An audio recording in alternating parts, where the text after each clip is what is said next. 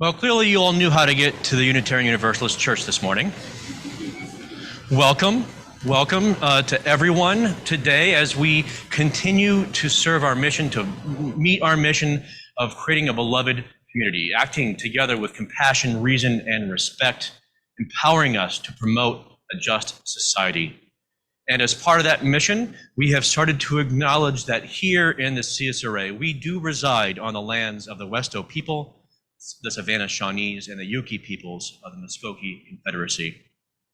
I am Reverend Nick Filzen, and I'm very happy to have kind of shaped this service today with Chris Garcia, with our musician Robin Macy, and we'll have a few special guests later as well. And of course, all of you. We're all shaping this moment in our lives together. We're all shaping all moments of our lives together in relationship, in community. A community to which we have several new visitors this morning based on some orange name tags that I see. And if you are a visitor, I invite you to fill out a blue card that's in a seat pocket in front of you. Give that to one of the greeters as you exit today, and that'll help us kind of stay in touch with each other.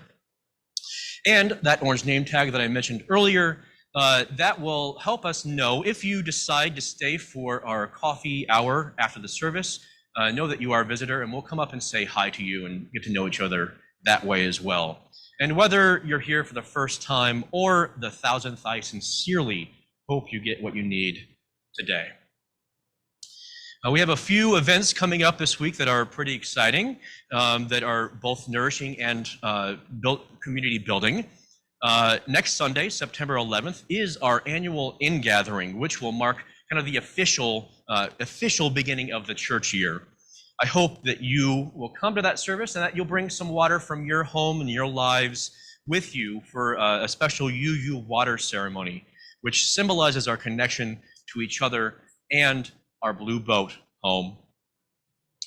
Also, next Sunday, my family, seated over here, is inviting you and yours to our house for a potluck party at about 5 p.m. that day to celebrate the beginning of our second year with you all. We have plenty of outdoor space, including a screened porch and a large yard, and hopefully the weather will cooperate for us to take full advantage of that yard. And if not, we'll make do. We'll just be a little extra cozy, and that porch will be well loved. If you are interested in coming, I encourage you to look at the corresponding Realm event for our address and parking info, and we'll have some of that information here next Sunday morning for you to take a picture of also, so you can know the information that way. As you may have noticed, there were no printed orders of service today, which is an experiment we're doing right now to help us reduce our carbon footprint and save some of our human and financial resources for other important things. But we were displaying and are displaying the order of service here on our TV screens for you, along with a tiny URL that you see there at the bottom, which I'll read for you here, just in case you missed the QR code or tiny URL as you came in. And although we're asking you to use your personal devices now, this necessarily means that they will stay on during worship, and you're still encouraged to put them in worship mode, which may require extra silence. But if you missed that tiny URL, it's tinyurl.com/9422OOS. Okay? We'll leave that up just for one more second so people, if they want to look at it again.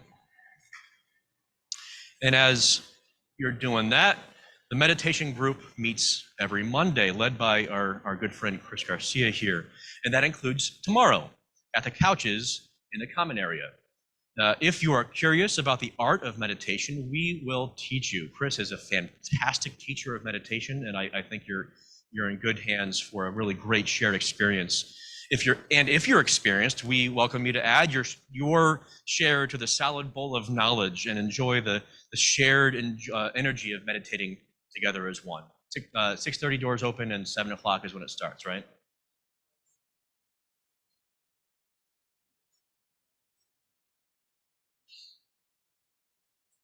And if you meditate right, you might actually fly. Oh, and Zoom is an option.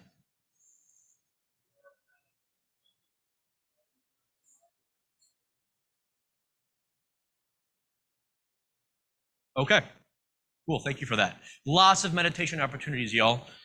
And finally, and this is really exciting information, on September 17th, Saturday the 17th from 2 to 5 p.m., we are hosting some folks from the Unitarian Universalist Association UU the Vote initiative. I don't know if you've heard of that initiative before. It's a fantastic program, and they're collaborating with the New Georgia Project, which really helped get out the vote at the 2020 elections.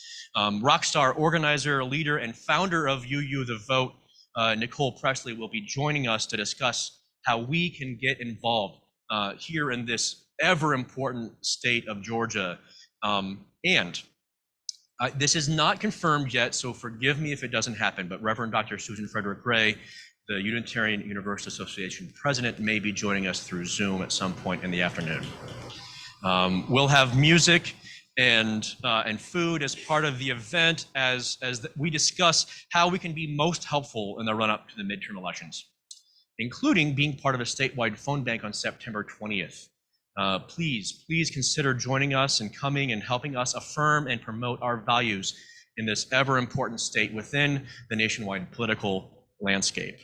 May we be team love, and may love win. Speaking of team love, as we fully enter worship this morning, I want to remind you that we don't have a limit here on who can play on our team. We don't have any bench warmers or rookies that wait on the sidelines until they're old enough. May we continue to be and become an all-inclusive team with a fully intergenerational roster.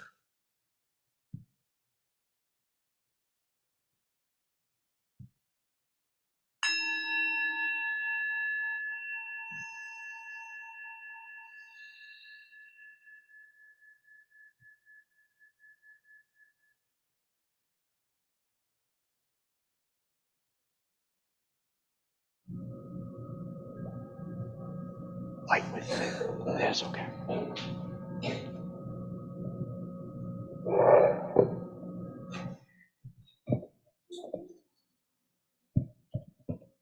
We light this chalice for our children and youth, for all of us, celebrating the flame of faith lit in each of us, honoring the fire each of us bring into the world, rejoicing in the community we create together.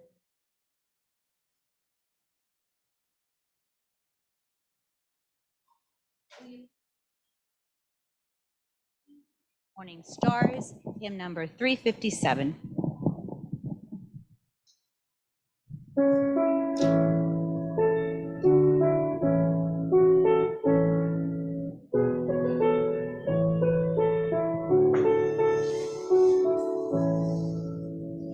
Bright morning stars are rising, bright morning stars are rising, bright morning stars are rising. Day is a breaking in my soul. Oh, where are our dear mothers? Oh, where are our dear mothers? Oh, where are our dear mothers? Day is a breaking in my soul. They are sowing seeds of gladness. They are sowing seeds of gladness. They are sowing seeds of gladness. Day is a breaking in my soul. Oh, where are our dear fathers? Oh, where are our dear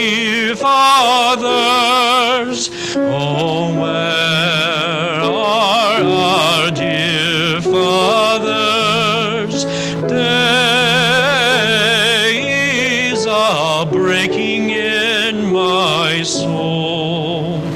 They are in the fields a plowing. They are in the fields a plowing. They are in the fields a plowing. Days are breaking in my soul.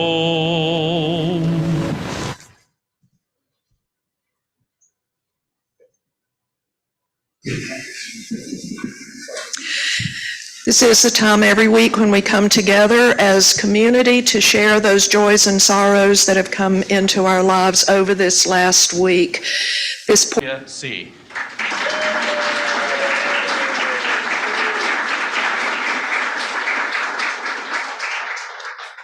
Miss D, as you may have read on Realm or in our e-announcements this week, is a native Tennessean who's worked with children and families for roughly 20 years as a substitute teacher, pre-K teacher, parents group director, and homeschooling co-op director. She's coming to us after coordinating family programs and managing the business office at the Steiner Branch Family YMCA here in Grovetown. Desiree's interests, which really align with ours, include nature walks, reading historical fiction. I have some recommendations for you. Listening to podcasts and trivia games is a personal favorite. And she's the wife of Ladricus C. and mother to 3 children, one of whom you just met, Elijah, who's 10, and Azaria, who's 12, and then her oldest daughter, Ariana, just left to college. So you won't see her for a little bit, but all of you are now part of our community. Welcome to the team, Miss D.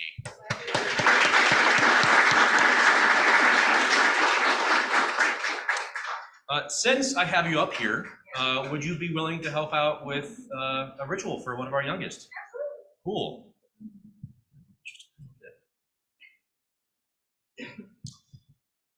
We have the honor this morning to formally welcome a child into our congregation, into our community. As we have welcomed so many generations of children in the past, this particular dedication was sadly delayed because of COVID's impact on all our lives. And yet, we celebrate today together. Abigail and Chris Drescher, will you please join us up here? And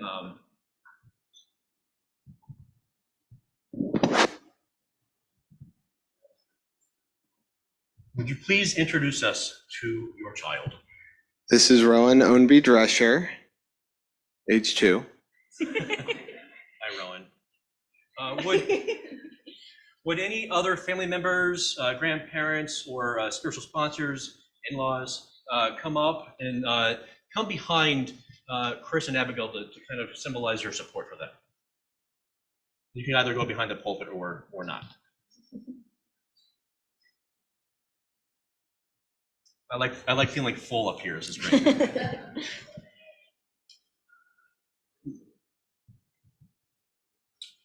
Abigail and Chris, do you have any special promises to share with Rowan this morning as part of this ritual? Yes.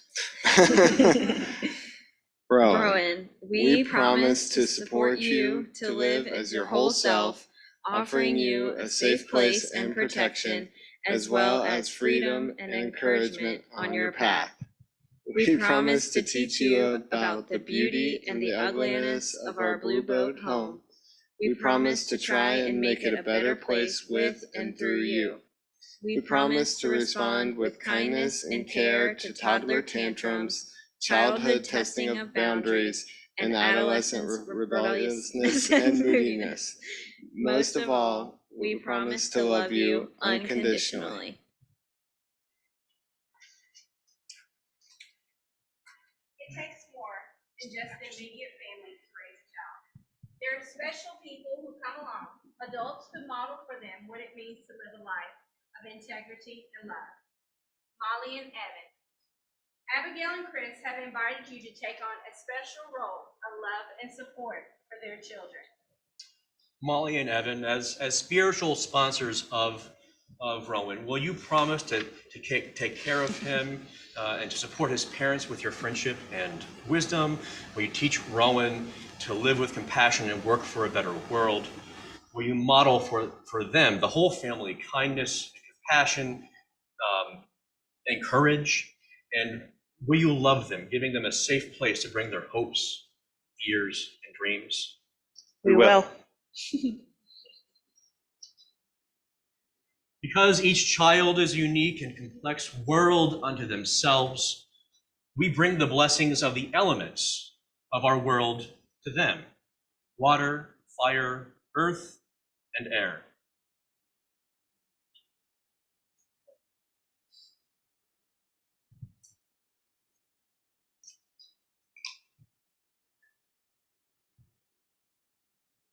We bless your heart with water, the source of life and a bond that unites us all. May you grow kind, overflowing with love for our common humanity.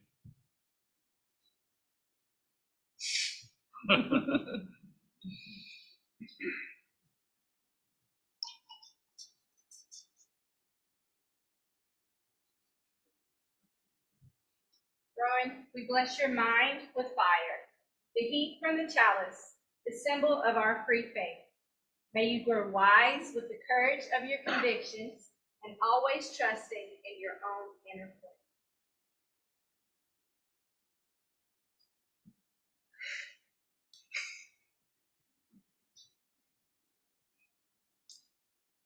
We bless your hands with earth. May you grow strong, using your gifts to build a vibrant and peaceful world, taking care for yourself and others and the planet we share.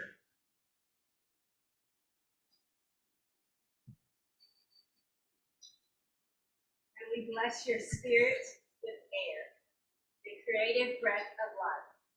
May you grow joyful, leading a life filled with wonder and being an inspiration to others who walk this life. In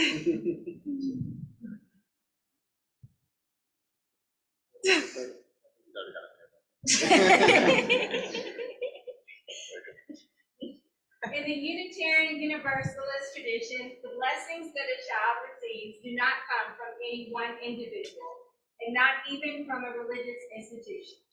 They come from the gathered community that embodies the spirit of life that flows through us all.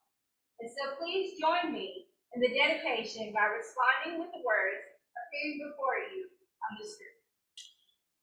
Every child comes to us as a gift. I promise you we'll read in a second, and reminds us of the divine spark of love that resides within each of us. With each new life comes new responsibilities, new joys, new challenges, and new blessings. Will this congregation commit to nurture and support this child and their family? We do. We dedicate ourselves to the support of you and your family, and we renew our commitment to being a welcoming, multi-generational community. We promise to nurture the unique gifts that you share with us and the world. World. Be there for you in There for you in times of well as joy. sadness, as well as joy. Build a world in which you can grow and flourish, surrounded by beauty, inspired by truth, and embraced by love. May it be so, and may we make a joyful noise for Rowan and our community.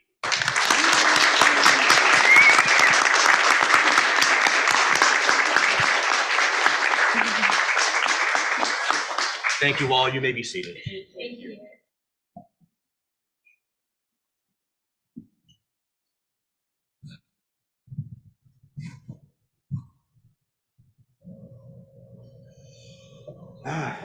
Congratulations, Ron.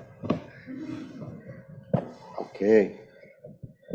And thank you for mentioning our meditation group tomorrow, which we'll be meeting at the black sofas at the end. Try not to fall asleep and come in through the kitchen door. And if you do fall asleep, maybe that's what you need.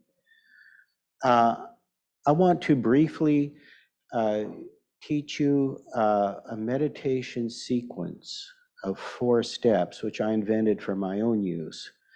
It's very practical. So if you think this applies to you, you may want to grab something to write some stuff on. This was a meditation sequence I pieced together from different meditations to manage my own sense of temper or anger or difficult emotions. I had a violent temper when I was a young man. Most of you have never seen me lose my temper once, and there's a reason for that. I try to manage it. This is how you can manage difficult emotions. I call this meditation sequence drop down 4. Drop down 4, because there's 4 steps. The first step comes from the Buddhist nun Pema Chodron, who Buddhists are really experts at managing difficult stuff. They're very practical. Buddhist meditation is very practical. The first step is drop the storyline. Drop the storyline. When you're in the midst of a difficult emotion and you're just about to lose it for whatever reason, maybe stress, and it's kind of stressing you out, or you're angry or something, step 1, drop the storyline. That means stop explaining to yourself in your thoughts what's happening to you.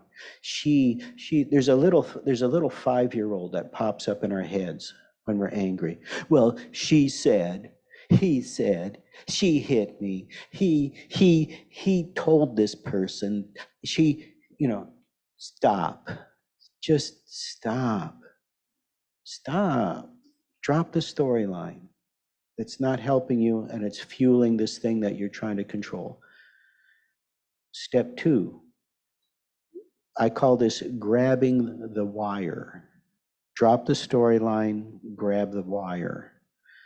Pema Chodron says that once you drop the storyline, you'll find that there's this physical feeling of tension or energy that's running through you. Emotions, especially difficult ones, come from a storyline running in your head about what's ticking you off. And it also manifests as physical tension or energy that you can feel. In my case, I feel it around my chest, a tensing around my chest, and almost like a vibration around my chest. So first thing you do, now that you've dropped the storyline, grab the wire, the electric wire of the emotion you're feeling. Don't step away from it, step into it. You could call that step 2. Drop the storyline, step into the energy, and hold that energy fearlessly so that you can feel it isolated from what you've been telling yourself. Step 3. This may be a little woo-woo, but it works. In chakras, those of you who know what chakras are, they're energy centers. The chakra along the heart is the energy center that has a lot to do with your emotions, especially your immediate emotions. One of the sounds for releasing that tension is the word or the sound ah. If you play around with that sound ah, you feel that ah in the bottom of your throat. But if you drop the pitch, you can move it down until you can actually feel your breastbone vibrating when you say ah. If that's where the tension is, then your ah is vibrating where the energy of your anger is vibrating. And that sort of like blows the cache. It sort of opens the steam valve and lets that energy come out. So you drop the storyline, you grab the wire, and then you blow the cache. You send out the steam. And after you've done that, then you breathe in and out deliberately in a relaxed way 2 or 3 times, as long as it takes. You can say, I am breathing in, I am breathing out, I am breathing in, I am breathing out. So for a few seconds, try to practice these 4 steps. Drop the storyline, grab the wire, blow the cache, breathe in, breathe out.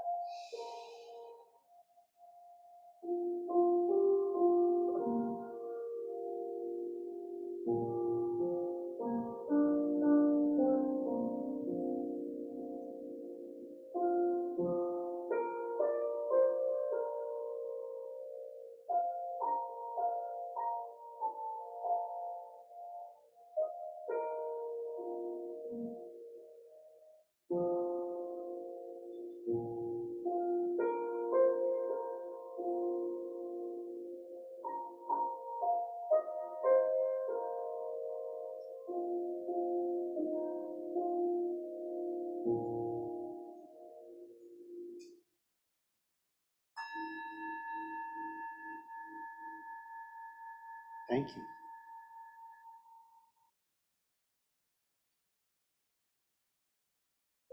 So to keep it short, this is the time in our service when we hope that you have something that you can offer to keep your spiritual community together. This is what the Buddhists call the Sangha. And Buddhists and many other religions consider this, what you're doing right now, being in the same room with other people, to be the most important part about your spiritual practice.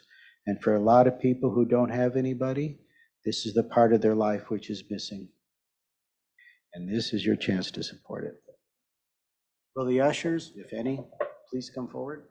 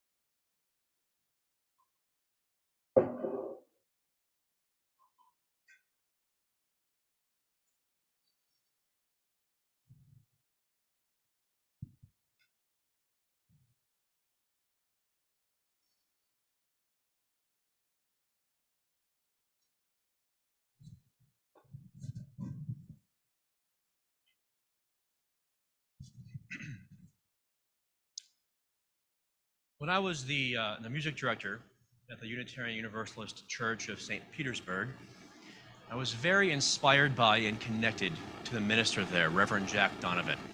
Very inspirational and important in my call story to becoming a minister. And I wasn't the only person who was really drawn and connected to him. My daughter Noah, who you met earlier, was always so excited to see him, and he was always really excited, genuinely excited to see her. He never once made her feel like she wasn't a part of the main community. Now, she was only 6 when we left St. Pete to move to Santa Barbara. Yet, when she and I were reminiscing about Jack the other day, she recalled him clearly. She recalled the impression left on her clearly. She said this about him: he kind of felt like Papa to me, like a grandpa. And since I was so young, it just gave me this feeling that I feel around Papa, this feeling that he's my family. So obviously, Reverend Jack left an enduring impact on Noah and really all the kids at UU St. Pete. Now, I had some great conversations with both Jack and Reverend Julia Hamilton, my mentor during my internship, about the importance of kids feeling like like they were their minister also, that Jack and Julia weren't just ministering to adults, but to everyone in the community, regardless of age. That there wasn't a minister for the adults and then this other community that also kind of happened to hang around the church. And I think that that's an important thing that I've kind of held on to, an important theology, a guiding framework for my work. An important idea that now shapes what I do with our adults and with our kids.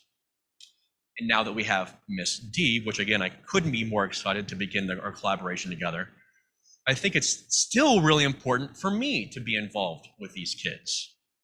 It's important that we all invest our time and energy into our kids, that they feel like they're a part of our religious family here. Now, this is for both theological and practical reasons. Theologically, a beloved community, which we name in our mission statement, is not just people of a certain age, right? Not just folks 18 and up. That has never been the definition. And if we are to create a beloved community, then we, all of us, need to make a concerted effort to ensure our community is fully inclusive, fully intergenerational. And practically, there's a lot of evidence, a lot of data that suggests that denominations that are shrinking are partly shrinking because of a lack of a real connection with their young kids. And as those kids become adults, they don't really feel that connected to the religious tradition of their childhood. The most recent data about which I'm aware, in terms of how many kids stay Unitarian Universalists as they become adult, is around 12%. So about 88% attrition. And that's not good. There are some other traditions that really excel at engaging with kids who remain with those traditions far more often as they become adults. In those traditions, kids aren't just an extra thing that they do, not even something that is perhaps equal to work with adults, but as a separate thing. Separate but equal has never really been a good thing, right? In traditions that excel at holding on to kids as they become adults, those kids are a focal point of the ministries. For example, the religion of Janaea's childhood, the Church of Jesus Christ of Latter-day Saints, does a fantastic job of engaging with kids, especially through compelling music programs. Now, I certainly critique some of what they do, and it's possible that the way they teach their kids is a bit groomy, but I'll leave that critique aside for now. I don't know if any of you have spent time at an LDS ward, but the kids there tend to have a bit of a wild abandon when they're there. There's a super playful, energetic culture that's kind of always present. A little loud sometimes, a little messy, and that's okay. Even though it feels out of hand at sometimes, kids are excited to be at church on Sunday mornings. I think we can learn from that. I think we can lean a little bit more into the relationships that we aspire to with our kids by being a community that kind of is more comfortable with the culture that kids bring, so that they truly feel connected to our community. Just like the adults in this room, the kids here desire connection too. Perhaps that's paramount for all of us. Kids who are in here, if you're listening, if you think connection is really important for you, can I get an amen? Say it loud, say it loud. Okay. I'm glad to know you're listening.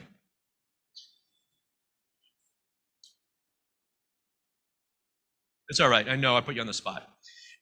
Now, though I think there's a lot of data and evidence that kids staying with their parents throughout a worship service is ultimately a powerful and compelling experience with long-term denominational benefits, even amidst boredom and perhaps not fully listening, I also acknowledge that breaking out into our generational groups about halfway through a service is valuable too. Since that is generally how our Sunday mornings work, I want to talk a little bit about what happens after we sing our kids out of the sanctuary. Now, there are some folks here who understandably and justifiably really want us to be teaching kids some kind of specific content, teaching a class of some kind. And kids, like us all, often have that kind of work, productivity, something must be done in order for it to have value mentality thrust onto them. There's an assumption time is wasted if a thing wasn't learned, if something wasn't accomplished. And if we were to perpetuate that, there's no way the kids will want to come back each week, let alone stick around when they get older. Kids in many of our school districts across the country are being fed information for a test, just to get that ever important school grade that says that it's a school worthy of smart, rich, read, white kids, which is a terribly divisive and inequitable and racist system. That awareness, for me, elevates how important it is to do something a little different at our love-centric Unitarian Universalist church. Something different to counteract this productivity is everything mindset our education system and pervading supremacy culture is modeling. But to do so, we need some more adults to help facilitate that process. This is where I'm going to get a little preachy, y'all. If we affirm equity, a value directly named in our current 7 principles, it's important for us to lean into meeting the needs of kids a little bit more because they have less power in the system, if not for our own sustainability. This, of course, requires a little bit extra labor. On this Labor Day, I'm talking about labor, go figure, of love from our adults. A labor of love from our adults. Not that our adults don't care, but I'm hoping that we can embody that just a little bit more. As Miss D begins her new role, I really hope that we can come together as a community and truly support her efforts, Miss D's efforts, by serving the spiritual faith formation needs of our kids. Showing our kids that all the adults here care about them. To follow through on the kind of promises made to Rowan earlier in our child dedication, but for each of the kids in this room and those that aren't present today. And so adults, consider this a general call for help, to volunteer for faith formation time once the kids leave services any given Sunday. Not to be confused with that football notion, Tim. Again, Miss D will need some help to really make sure that the needs of these kids, our kids, are being met. And the thing is, because we're not trying to teach some kind of rote curriculum, it can be a fun thing to spark spiritual or emotional development in our kids. And honestly, by doing so, they'll probably help spark something new in your soul too.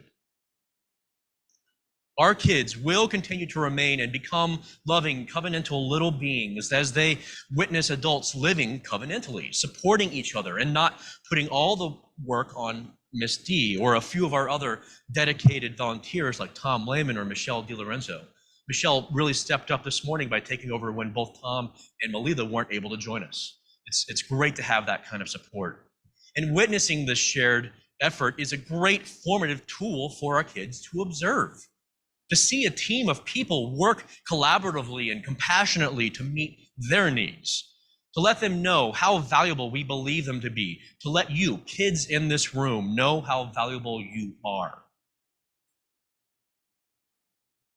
Again, adults, this Labor Day weekend, right now, I'm asking for your help.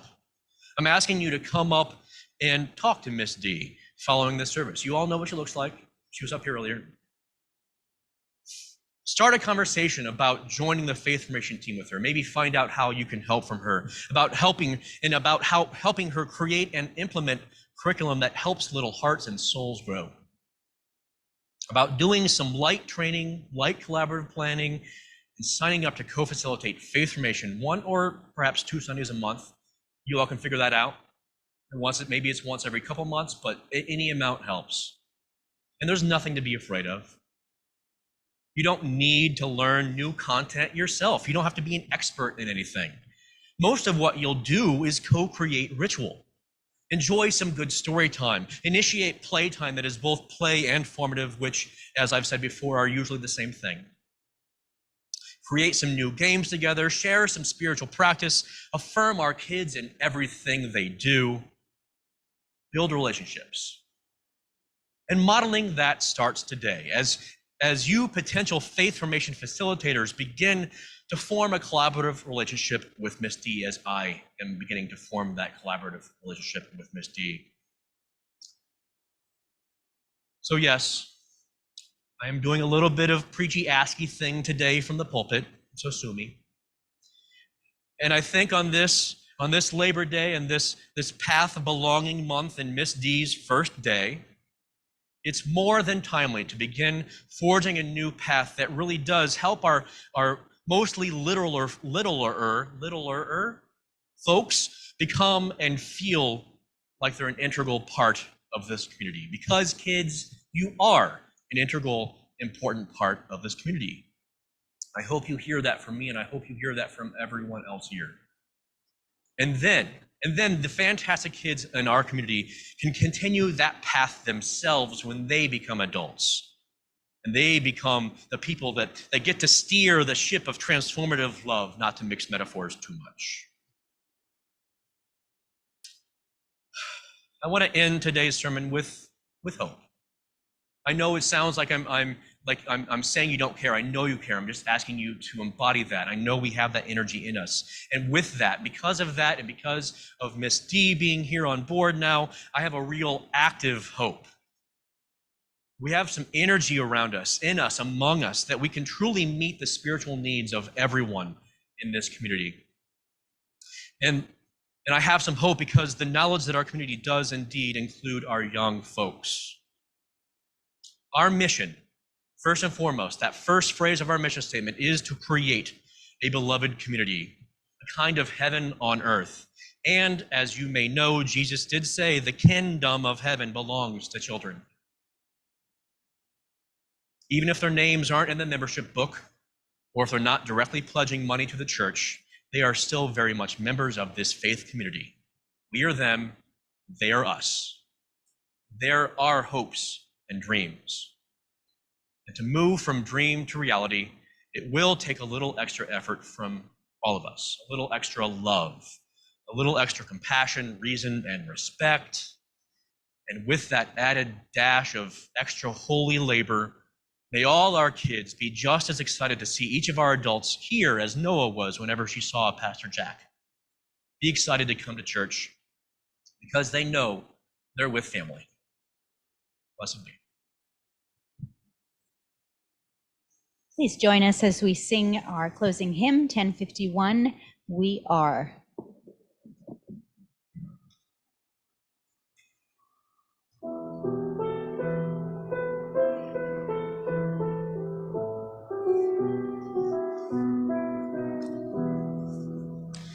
For each child that's born, a morning star rises and sings to the universe who we are. For each child that's born, a morning star rises and sings to the universe who we are.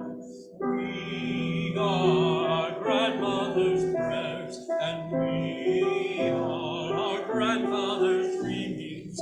We are the breath of our ancestors. We are the Spirit of God. We are mothers of courage and fathers of time. We are daughters of dust and the sons of great visions. We're sisters of mercy and brothers of love. We are lovers of life and the builders of nations. We're seekers of truth and keepers of faith. We are makers of peace and the wisdom of ages.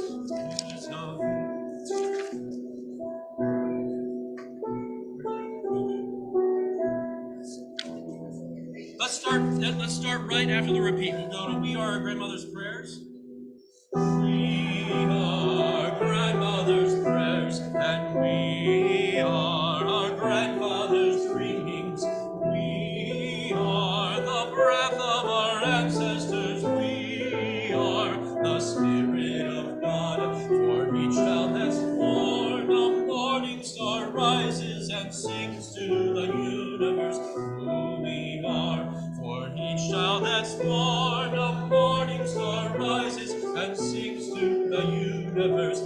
who we are. I missed a slide. My bad. Remain standing as many of you are. Thank you for that. I get used to it. I'm going to share these words by Reverend Jean M. Olson, which he entitles Go Boldly. And I leave this message for everyone, but particularly the children and youth among us. I'm hoping that the kids in here are listening right now. May you be brave enough to reveal your vulnerability. May you speak your deepest truths, knowing that they will change as you do. May you sing the music within you, composing your own melody, playing your song with all your heart. May you draw, paint, sculpt, and sew, showing the world your vision. May you write letters, poetry, biographies, slogans, graffiti, the great novel, laying bare your words to love and hate. May you love even though your heart breaks again and again. And until the end of your days, may your life be filled with possibilities and courage.